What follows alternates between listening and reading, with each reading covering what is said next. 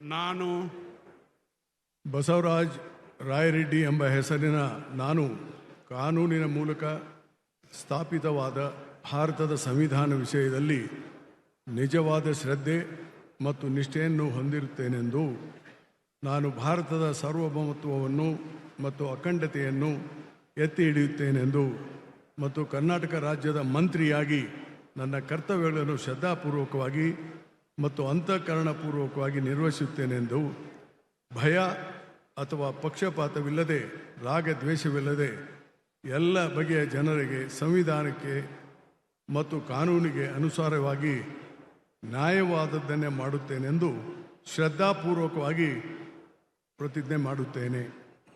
ನಾನು ಬಸವರಾಜ ರಾಯರೆಡ್ಡಿ ಎಂಬ ಹೆಸರಿನ ನಾನು ಕರ್ನಾಟಕ ರಾಜ್ಯದ ಮಂತ್ರಿಯಾಗಿ ನನ್ನ ಪರ್ಯಾಲೋಚನೆಗೆ ತರಲಾಗುವ ಅಥವಾ ನನಗೆ ತಿಳಿದು ಬರುವ ಯಾವುದೇ ವಿಷಯವನ್ನು ರಾಜ್ಯದ ಮಂತ್ರಿಯಾಗಿ ನನ್ನ ಕರ್ತವ್ಯಗಳ ಯುಕ್ತ ನಿರ್ವಹಣೆಗೆ ಅಗತ್ಯವಾಗಬಹುದಾದ ಸಂದರ್ಭದಲ್ಲದೆ ಅನ್ಯಥಾ ಯಾರೇ ವ್ಯಕ್ತಿಗೆ ಅಥವಾ ವ್ಯಕ್ತಿಗಳಿಗೆ ಪ್ರತ್ಯಕ್ಷವಾಗಿ ಅಥವಾ ಪರೋಕ್ಷವಾಗಿ ತಿಳಿಸುವುದಿಲ್ಲ ಅಥವಾ ಬಹಿರಂಗಪಡಿಸುವುದಿಲ್ಲ ಎಂದು ಶ್ರದ್ಧಾಪೂರ್ವಕವಾಗಿ ಪ್ರತಿಜ್ಞೆ ಮಾಡುತ್ತೇನೆ.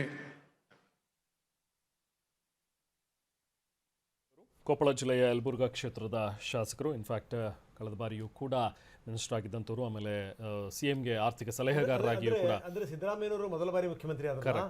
ಆ ಸಂದರ್ಭದಲ್ಲಿ ಇವರು ಹೈಯರ್ ಎಜುಕೇಶನ್ ಮಿನಿಸ್ಟರ್ ಆಗಿದ್ರು, ಒಳ್ಳೆ ಕೆಲಸ ಮಾಡಿರೋ. ಜೊತೆಗೇನು ಅಂತಂದ್ರೆ ಇವರು MP ಕೂಡ ಆಗಿ ಸೇವೆ ಸಲ್ಲಿಸಿದ್ರು. ಬರೀ 2 ವರ್ಷ ಕಡಿಮೆ ಅವಧಿನಲ್ಲಿ ಒಬ್ಬ MP ಹೆಂಗೆ ಕೆಲಸ ಮಾಡಬೇಕು ಅನ್ನಲಿಕ್ಕೆ ಬೆಸ್ಟ್ ಎಕ್ಸಾಂಪಲ್. ಯಾಕಂದ್ರೆ ರೆಮನ್, ನೀವು ಅವರ ಕ್ಷೇತ್ರ ನೋಡಬೇಕು. ಅವರ ಕ್ಷೇತ್ರಕ್ಕೆ ಎಷ್ಟು ಸ್ಕೂಲ್ಗಳನ್ನು ತಂದಿದ್ದಾರೆ ಗೊತ್ತಾ ಅವರು. ಸೊ ಅಂಥ ನಾಯಕ, ಈ ಬಹಳ ಡೈರೆಕ್ಟ್ ಮಾತನಾಡುವಂಥ ನಾಯಕ.